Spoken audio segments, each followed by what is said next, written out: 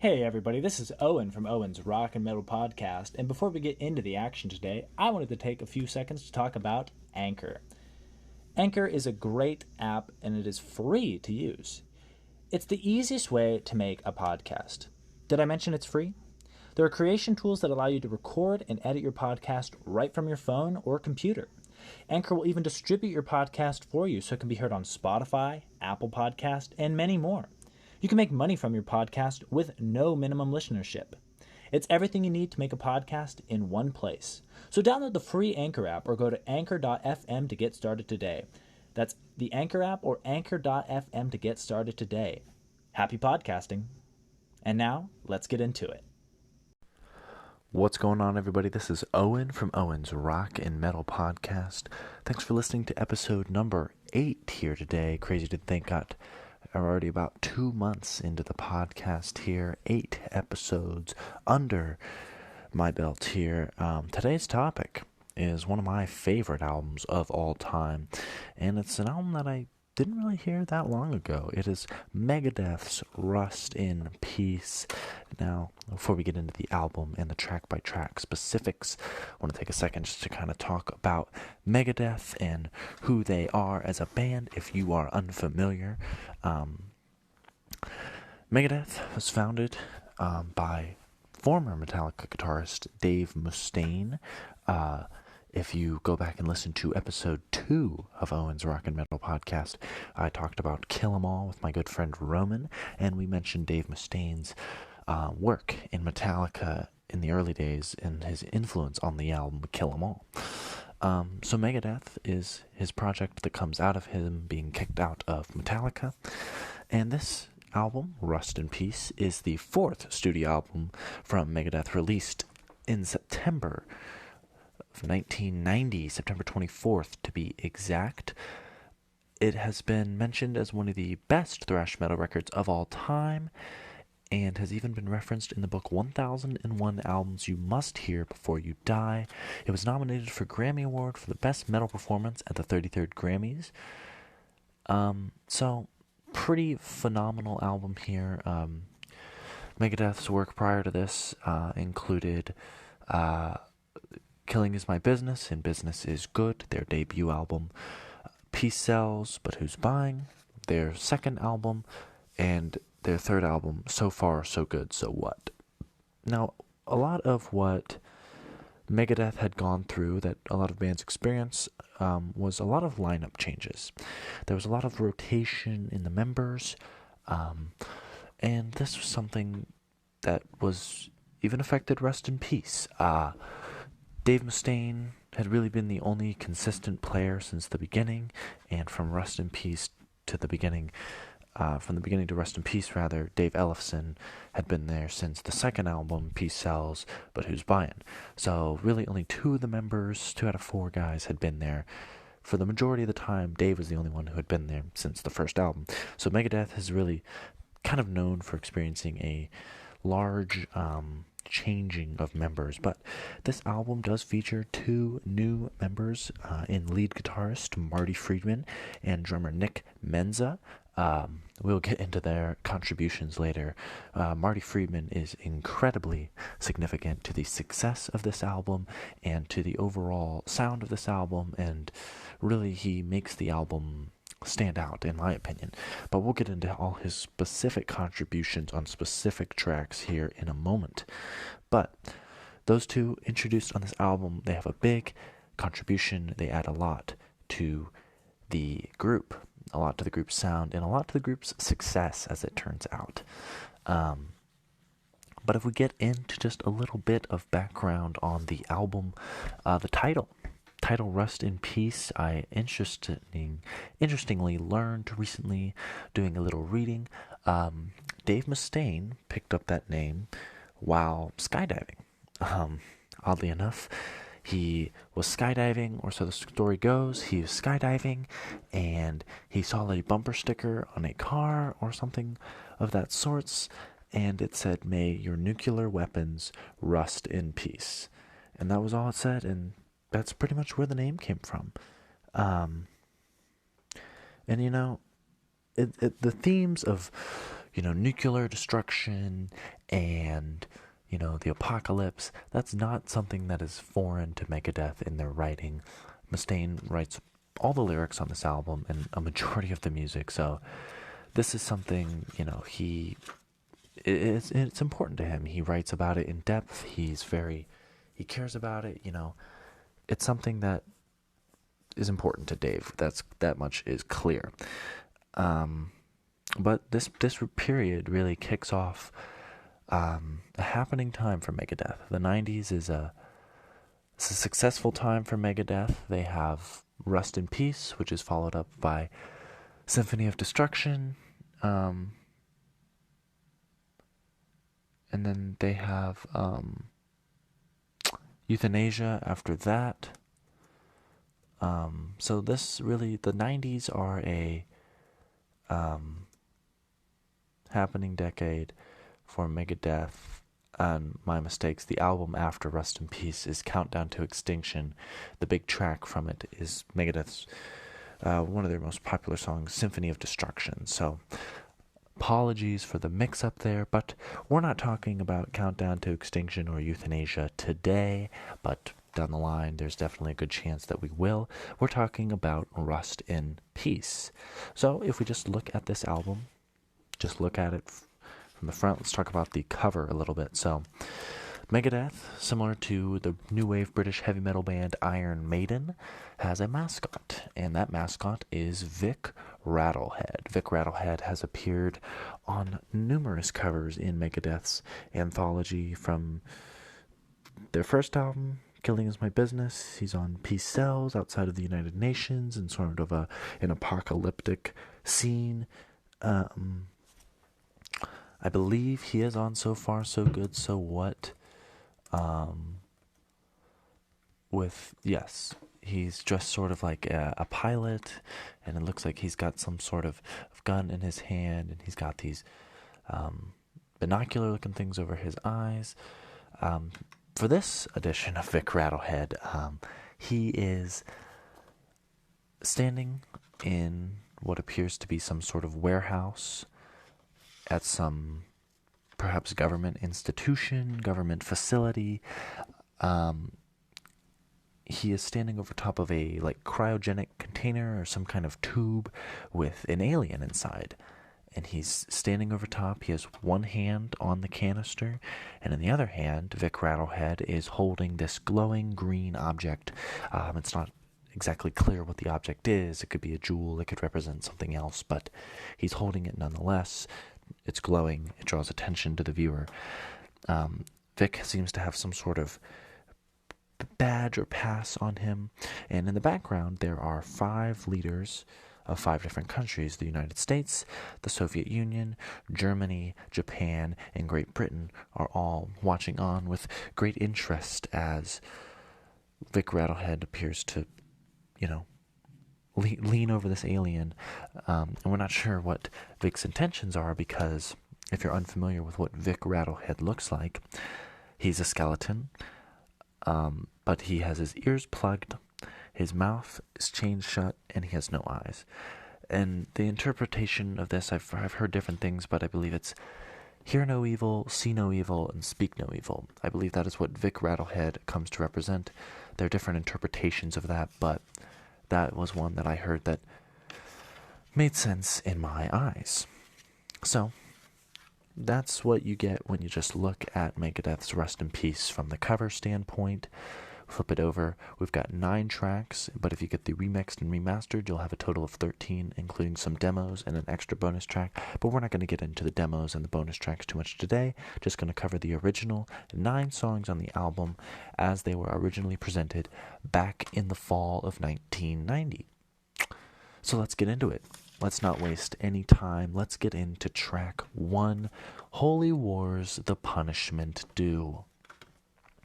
This song right here is one of my favorite songs of all time, not just one of my favorite Megadeth songs. I love the lyrics of this song. I think similarly to Disposable Heroes, which I talked about 2 episodes ago, so episode number 6, in the Master of Puppets podcast, I talked about Disposable Heroes and my my enjoyment and my liking of the lyrics in that song. Similar case here with Holy Wars. This song is epic. It kicks ass. It is a fantastic opener to this album. It's really, Symphony of Destruction. If you go on Megadeth's Spotify, it might have the most streams or the most likes or the most downloads or whatever, but Holy Wars is their crown jewel, in my humble opinion. I haven't heard everything they've put out, but I think most people would say this definitely has a strong case to be considered, one of their best, if not their best song. So it clocks in at 6 minutes and 32 seconds. So the topic, as I was mentioning, the lyrics, probably going to want to know what they are and what the song is about. So the song is about pretty much the role of religion in a broad sense. Dave had, in Megadeth, they had played a show in Ireland. I'm kind of pulling the story from my memory, but this is how I remember Dave telling it. There are clips of him online talking about, his writing for Holy Wars, and you can pull that up and hear it. But my memory, if it serves me correctly, Dave had said something along the lines of they were playing a show in the late 80s, maybe the early 90s, and he, back in that time period, the religious, two religious sides in Ireland, and there was intense conflict. Buildings were being bombed, this, that, and the other. U2 is another band that has made a lot of commentary and spoken out a lot about what is going on, or what was going on in Ireland during this time period. But I believe Dave and Megadeth, they had to leave the show when he made these controversial comments between a song and a big secure bus, and they had to be ushered out, and they were going through this big crowd. So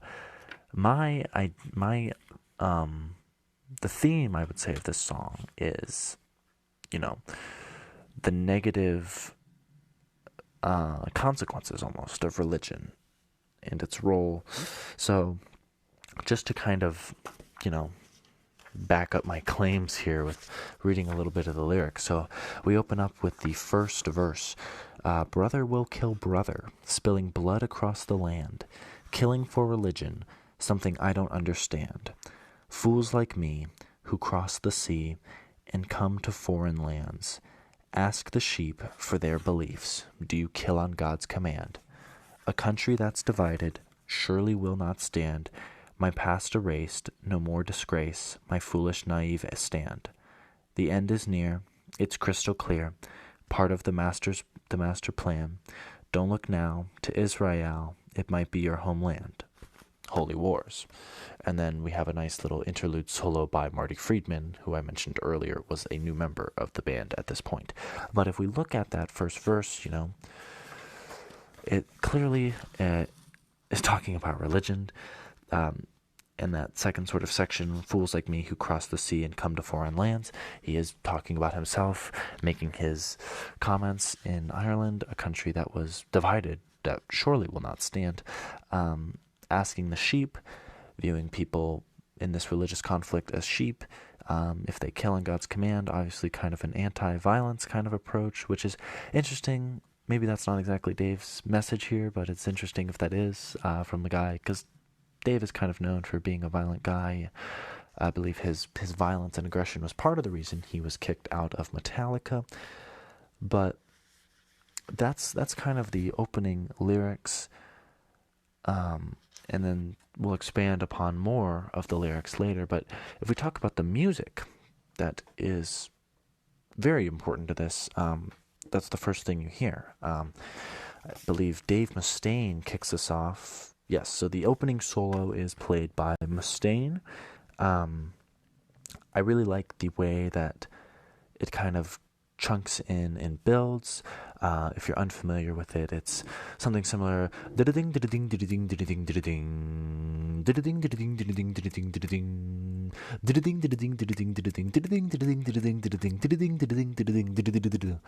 then when the whole band sort of begins to join in and adds, and it builds and it builds, then we're taken off. We are in it,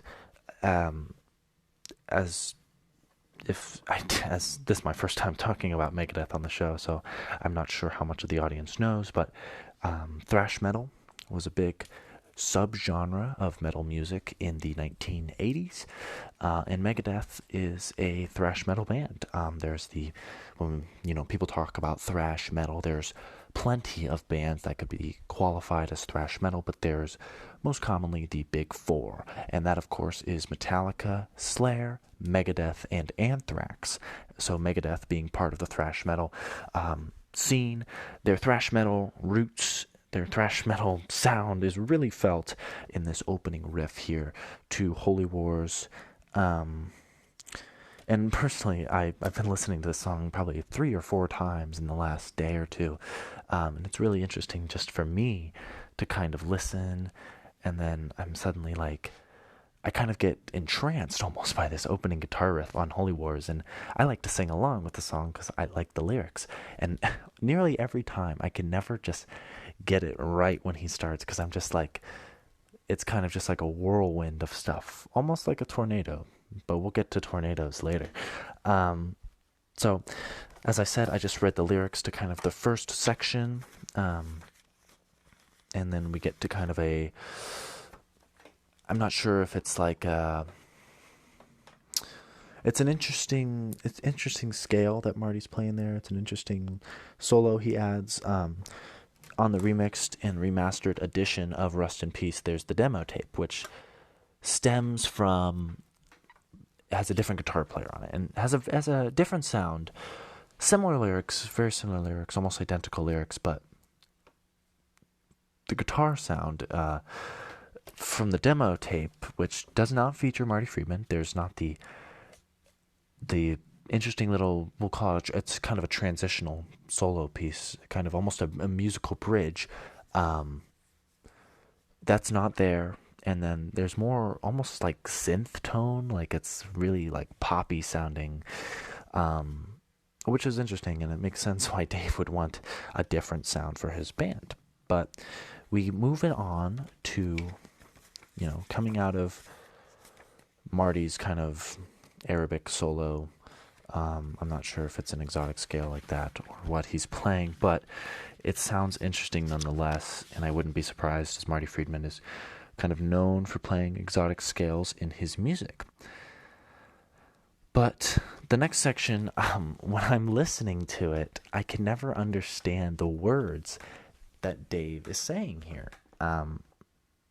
He flows through it fast, so I'm just going to read them out here because I do like the lyrics to this song, despite me never being able to understand what he's saying here.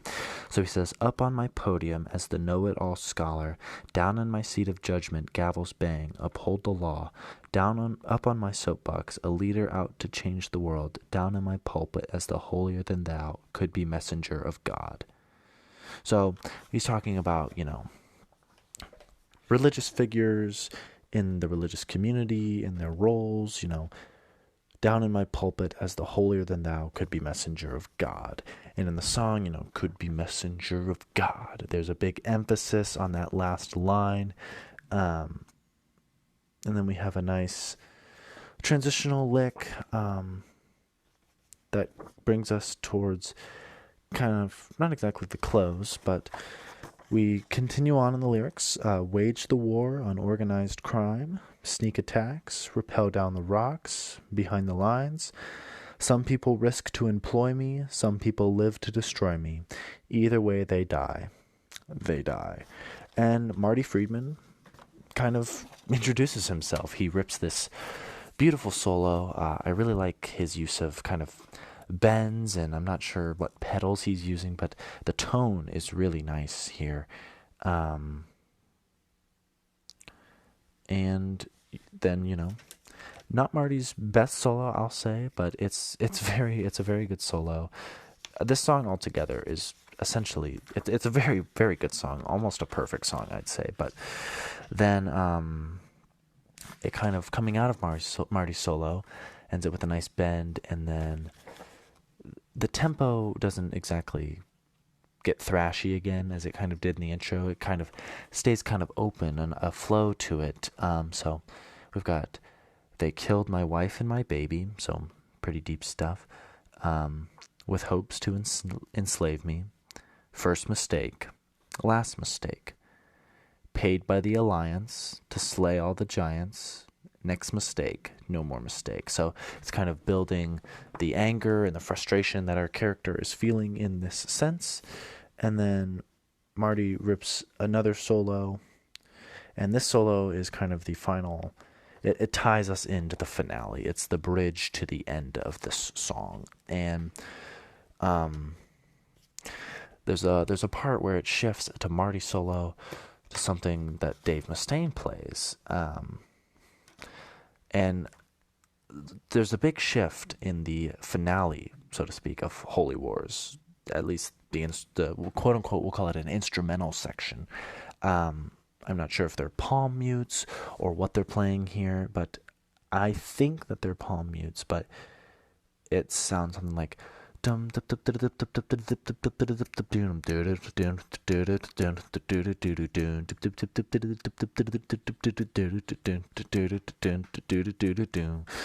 from me as a listener, that's kind of the speed is picking up, the thrash metal roots, those influences are starting to rear their heads again. So for me, it's kind of like setting us up for the finale of the song. Like, we're going to blaze right to the end of this song. And we begin the final verse. "Fill the cracks in with judicial granite. Because I don't say it, don't mean I ain't thinking it. Next thing you know, they'll take my thoughts away. I know what I said now. I must scream of the overdose and the lack of mercy killings. Mercy killings, mercy killings. Mercy killings, killings, killings. Next thing you know, they'll take my thoughts away." And all the while Dave is singing this, Marty's going crazy, just wailing on his guitar. And then we end with "Next thing you know, they'll take my thoughts away." And it just kind of fades out from there. And overall, the song's a phenomenal piece. It's a phenomenal start to the song. As I said, it's Megadeth's crown jewel. And I've already spent over 20 minutes talking about one song, so I think it just speaks to volumes to how much, there is to analyze here. But the band moves on to track 2, Hangar 18, and they do keep the momentum going. So the topic here, pretty much Area 51. Remember when everyone was trying to raid, or the meme, everyone was going to raid Area 51, Hangar 18 had to be on the Area 51 raid playlist. It had to be. And, Hangar 18 kind of sheds light again to what's on the cover. That's kind of how you know it's some kind of Area 51 government base type deal. So the music video supports this too, because that's kind of where it's at. The lyrics obviously also support it. We've got lyrics.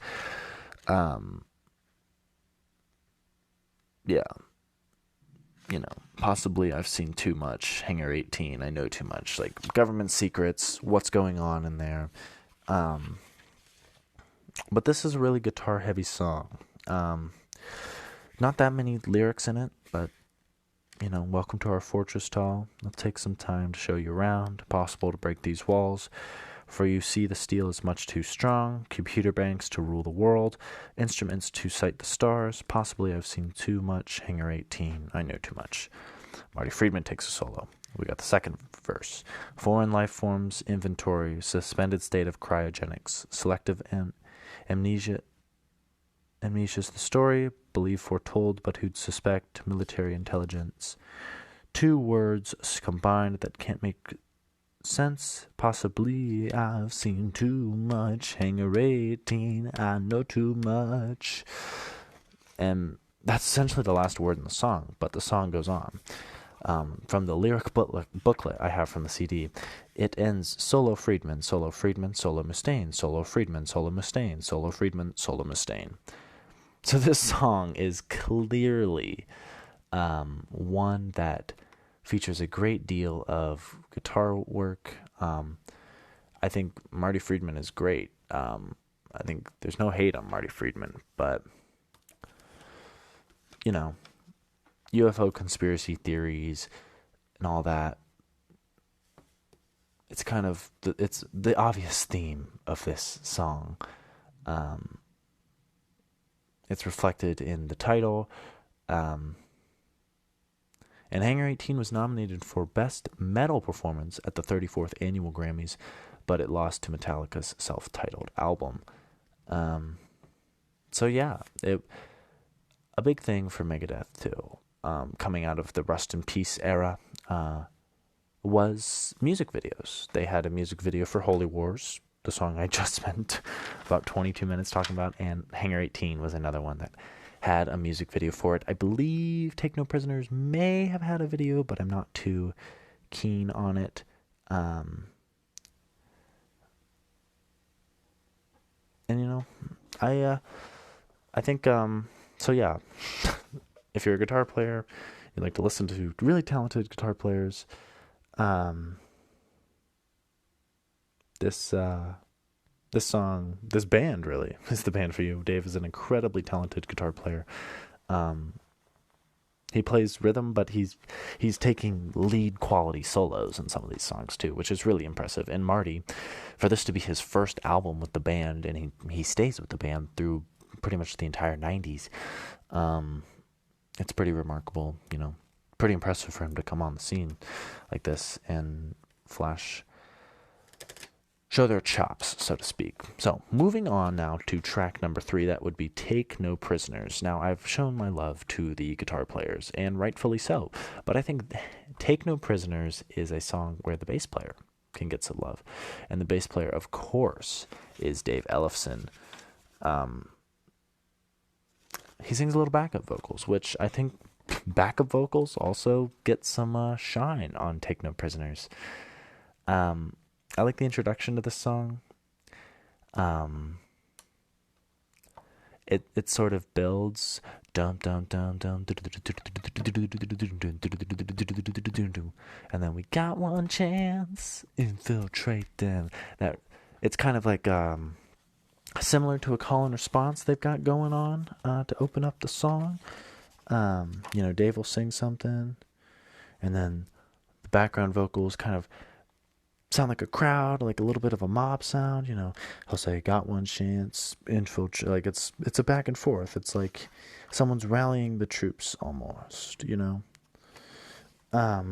I like that. I like that kind of sense of like take no prisoners. Towards the end of the song, it really just evolves into take no prisoners, take no shit. Like, I like that attitude that this song pushes forward. Like, we're here. We're not taking any prisoners. We're not taking any shit. We're coming in. We're getting what we came to get. And that's final. The bass lick that transitions to verse 2, probably one of the best moments for the bass player, they've got some nice riffs in this track. After the opening kind of riff, there's kind of riffs after the opening verse. They've got riffs to kind of break up the placement of certain lyrics, and then there's the bass lick, and then we shift on to the second half of the song. And I think, this album is definitely, there's points where the bass plays an important role, and I think that's great because, certain albums, the bass can't really be heard. Maybe, a certain album from a certain band, the bass can't really be heard. If you're a metal fan, you know what I'm talking about, and, my boys from the Bay Area. I'm not trying to trash them too hard, but it's a common critique of theirs. But we're not talking about them. We're talking about their arch rival, Megadeth. And, speaking of arch rival, Metallica, Megadeth, maybe I'll make a podcast about, Who's better and why? I think I know a guy who I could have on for that episode. But it's an all-around great track, and I like the message of the track. Take no shit. I think that's something a lot of people could adopt. Take no shit. Don't take shit that you don't deserve. But we move on to Five Magics, track 4. It's really kind of a slow, creepy build-up in the introduction here. The bass playing shines through in this intro. Doon doon, doon doon, doon doon, doon doon. And then, once it's time for Dave's vocals to kick in, things shift. So I think they're good at creating shifts in their music, even if they're minor shifts with just like a lick here or there, or a transitional piece. Holy Wars especially, I keep going back to that, but it's such a good song. There are so many examples of just little things, little shifts. There's so many different like sections of this song, but Five Magics, it's got an interesting little kind of slow, eerie, creepy build-up. And then, the song is pretty much about, like, wizardry and witchcraft. I don't know how too serious of a song this is. It's kind of corny, but, some of you might feel the other songs are kind of corny. But, I don't know. It's a fun song. Marty he plays his heart out on this one again, so it ends the first side, but I'm listening to this on the CD, so there isn't really sides, just straight through, but that's the end of side 1. So those first 4 songs, those first 3 especially are a fantastic start to the album, and then Five Magics, It's okay, but it's definitely not as memorable as Take No Prisoners or Hangar 18, or definitely not as memorable as Holy Wars. That's their best song, no doubt. So we go to track 5, and that's Poison Was the Cure. This one, it's a nice track. When I first heard this album back in August, I'm sure I enjoyed it, but like thinking if you ask me, 3 weeks from now to sing you a line from Poison Was the Cure, I couldn't do it. It's not extremely memorable. It's pretty short in length. It's under 3 minutes long. Not the shortest song on this album, though, believe it or not. But it's kind of insignificant to the overall theme of the album and the overall legacy of the album. Poison Was the Cure is not something that's super noteworthy, but it's a nice track. I'll just leave it at that. It's a nice track nonetheless. So, if we shift now to the next track, track 6, that is Lucretia, clocking in at about 3 minutes and 58 seconds. I like this song. We got kind of a eerie, almost like a witch, I call it a cackle to open the song up, and then and I like the role of the background vocals here. They kind of have like, I'll call them like soft shouts, kind of the punches that they deliver throughout the song.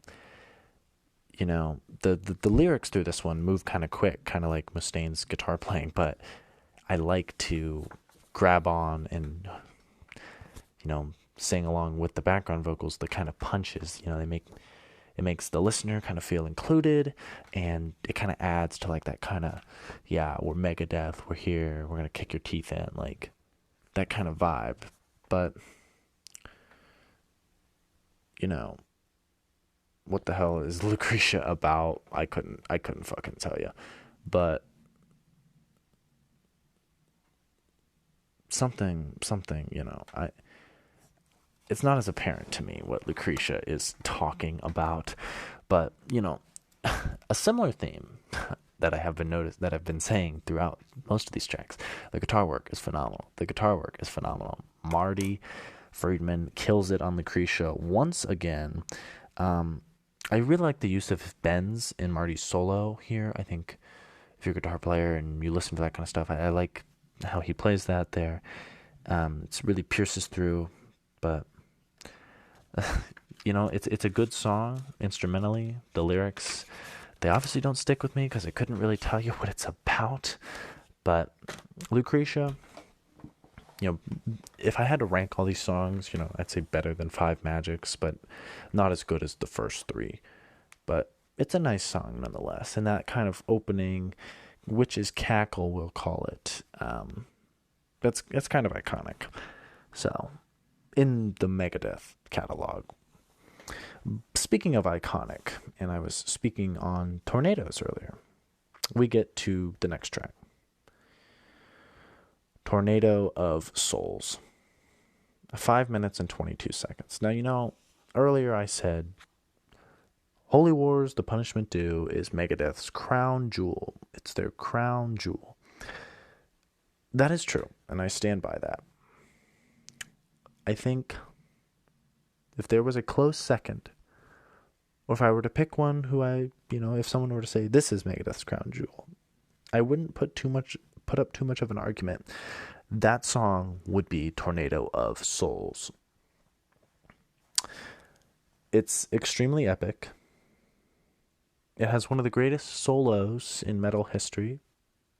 I've seen that in more places than just what the words coming out of my mouth right now, so I'm not the only one who feels this way. But let's get into it. So we got a big B chord to start things off, and they create this nice kind of fun rhythm through the use of harmonics. So it's dum dum dum dum dum dum dum dum dum, and that just is going to get even crazier. And then we kind of have this crazy run full of pull-ons and pull-offs and all this interesting and really talented stuff that Marty Friedman is playing. But this is probably the song where nuclear destruction and kind of the apocalypse kind of shines through the most. That's not something that Megadeth has never written about before. They have a song on So Far, So Good, So What, their third album, and I'm blanking on the title of the track. That's about the end of the world, pretty much. Set Afire. And we'll get into that song and that album another time, but that song is about the end of the world. Similar to this one is, but I don't think it's as obvious. So we open up with, this morning I made the call, the one that ends it all. Hanging up, I wanted to cry, but damn, this well's gone dry. So, I made the call, the one that ends it all. Who knows if he's talking about the end of the world or the end of his life or whatever. It's the end of something. So that's kind of something significant there. And, the song keeps it moving, as they all do. Not for the money, not for the fame, not for the power, just no more games. So, but now I'm safe in the eye of the tornado. I can't replace the lies that let 1,000 days go. No more living trapped inside. In her way I'll surely die. In the eyes of the tornado, blow me away. So I'm kind of rethinking my point that this is about the end of the world and the apocalypse. I'm thinking now it's more about someone's end of their life, and they're accepting that. The tornado of souls is maybe the afterlife or whatever. But I don't think it's exactly about the end of the world. I'm kind of rethinking that on the spot here. But this song, the lyrics, you can think what they want of them, and they're there. But the real person who I think should be highlighted here is Marty Friedman. He's playing straight, just blazing metal here. And, I think the solo is one of the finest solos in all of metal, as I said. And an interesting story that comes from this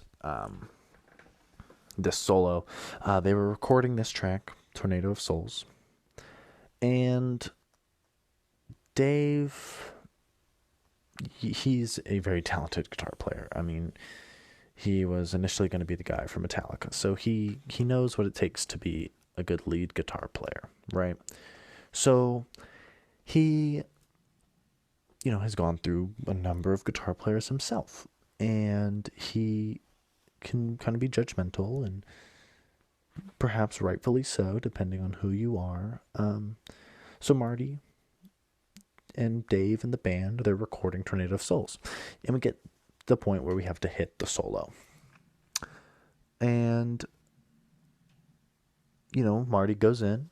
Dave's, on the other side of the recording studio. Marty's in the studio about to record the solo. And he plays it. And I'm not going to sing you out the solo. You should just listen to the track if you really want to hear it. But it's a phenomenal solo. And once Marty's done, Dave takes off his headphones that he was using to listen. He walks in the recording studio. He shakes Marty's hand, and he doesn't say a word. And then he leaves.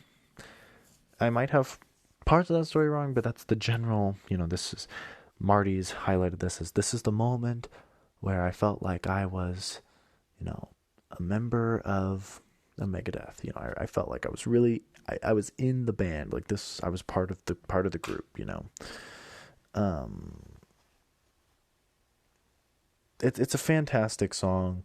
In terms of what's the song about, your guess is as good as mine, but it's fun to kind of think about. I'd always thought, it's about the nuclear holocaust, but maybe it's about someone kind of accepting death into their life and just accepting the end of things. Maybe not for the world, but maybe for them. And someone I haven't really talked about who shines on this track, I think, and shines on other tracks, but I just haven't mentioned it, Nick Menza, the drummer. I've gabbed on and on and on about Marty Friedman and this first album with the band. It's also Nick Menza's first album with the band, and he performs very well. I like his little fill prior to the bridge in this track and right before, we hit the solo. So I think, Menza, he's a very talented drummer, and he actually did sadly pass away. I'm not sure. I believe 2014, I want to say, but I want to get this right because I don't want to misquote information.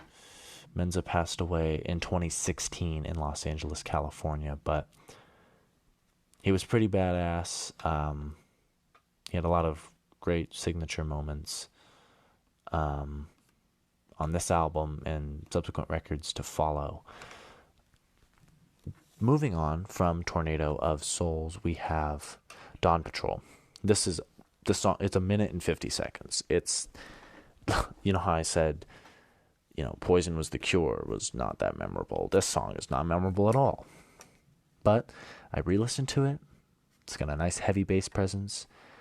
Dave has got creepy lyrics, and his vocals tone is kind of creepy, and Dave's voice is already very unique, and it's very versatile, and it's very distinct, and it's kind of eerie in itself, that kind of, I'll call it kind of a twang he's got on the end of there.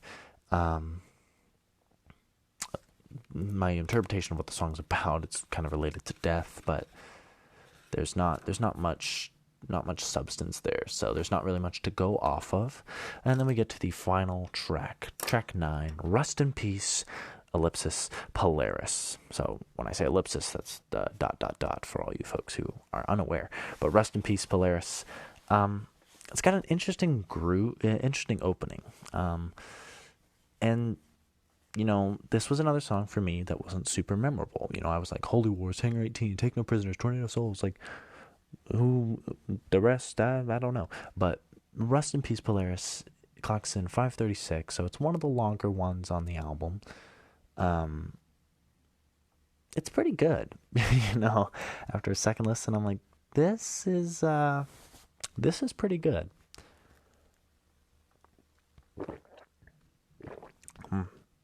Excuse me, I just took a sip of water there. But it has good groove. Sometimes thrash metal bands, they don't always have groove. It's just playing fast licks and just speed, speed, speed. It's all about speed. And I think, when I think of groove, a band like Pantera is a real heavy act that can have groove. And Pantera is a band I gotta talk about on here soon. But, it's probably the grooviest Megadeth song I've heard. No, I haven't heard it all, but I think this one's related to nuclear destruction. I mean, as I said, Rest in Peace was the title. That was that came out of,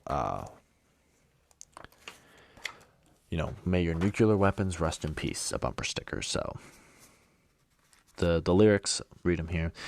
Tremble, you weaklings, cower in fear. I am your ruler, land, sea, and air. Immense in my girth, erect I stand tall. I am a nuclear murderer. I am Polaris. Ready to pounce at the touch of a button, my systems locked into military gluttons. I rule on land, air, and sea, pass judgment on humanity.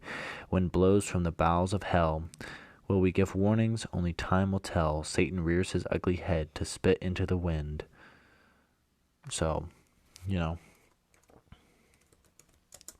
that's pretty clearly about, nuclear destruction and this, that, and the other. So that's obviously, as I said, a theme that Dave and Megadeth, they've written about before. They pretty much have nuclear warning symbols on their bass drum cover heads on the drum set. So the theme is pretty interesting there. That's pretty evident, and something that obviously, it was a happening thing when they were coming up. So it's subject matter to write about. So it's understandable where those feelings come from. And I like the ending to the song. It kind of feels like they took the riff from Take No Prisoners and they kind of put it in a blender. And it's not extremely memorable for me. It wasn't extremely memorable for me when I first heard the album. But it's a solid end. When you take a re-listen to it, it's a solid end to a great album. So overall thoughts on this album. Rust in Peace, released in 1990 from Megadeth. It's one of the finest metal albums of all time. If you're a metal fan and you haven't heard this album, you might not be as much of a metal fan as you thought. I think this album is, it's up there with the Paranoids, the Blacks, the Black Sabbath, Paranoid, the Master of Puppets. It's Rust in Peace. It's right. It's on that list of albums you have to hear, before you die, before you consider yourself a metalhead, before you do anything, you should hear this album. If you're not really into the metal stuff, if you're into more rock, kind of maybe the Beatles or the Rolling Stones, or kind of lighter stuff compared to this might not be your cup of tea. But if you're a metal fan, if you're into Metallica, or if you're into like Slayer or Iron Maiden or Judas Priest, you gotta listen to this album. You gotta give it a chance. I had never heard this album. In the summertime, I was really trying to get into a lot of new bands and a lot of new music for me. And August 7th, 2020, put this album on. I remember just my mind was blown when I heard Holy Wars, and it just kept going, and I just kept being in awe of what I was hearing. And it was a really cool experience. And, there's some stuff, whether it's a TV show or a movie or even a song or an album, where you're like, man, I wish I could experience what it was like to experience that for the first time again.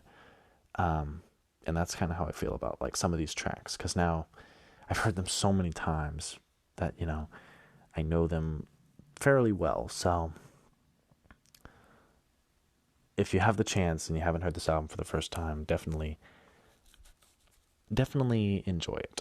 But when it comes down to rating the album, scale of 1 to 10, I'm not gonna give it a 10. I gave Master of Puppets a 10, didn't I? And this might be just as... No 10 for this album. Not a 10. But a 9.7 out of 10. I was going to go 9. I was like, 9's too low. 9.5, a little higher. So I went 9.7 out of 10 for Megadeth's Rust in Peace, the fourth studio album from the Dave Mustaine-led group Megadeth. Rust in Peace. Those are my thoughts. Those are my opinions. Y'all got your own thoughts and opinions. I hope you enjoyed listening to this episode today. Let me open up the schedule. Let me see what we got coming up for you guys next week. Give me 1 second here. I gotta flip through my notebook here. Okay, so let's see. We covered Master of Puppets. We have covered some of my favorite bands from the 70s. We've covered Rust in Peace. Ooh, next week should be a fun one. We are talking about Van Halen's debut album, 1978's Van Halen. A lot of classic songs coming off of there. Hopefully I can get a guest to join me for that one. I don't know. Do you guys like when I have a guest? Do you guys like when it's just me? I don't know. Not that many people really even listen to this podcast, so I'm hoping this one will be the one where we get a lot of people to tune in. But thanks for tuning in today. Hope you guys can tune in for this one coming up next week where we talk about Van Halen. I hope you catch up on previous episodes that you missed. It's all good, I hope you guys, can have some time to listen to what we're doing here, because I really like making this stuff, and I hope you guys like what I'm making as well. But that's going to just about do it for me here. This is Owen from Owen's Rock and Metal Podcast signing off. You guys going to go get some sleep because it is very late at this time when I'm recording this. But as always, guys, never stop rocking and have a great day.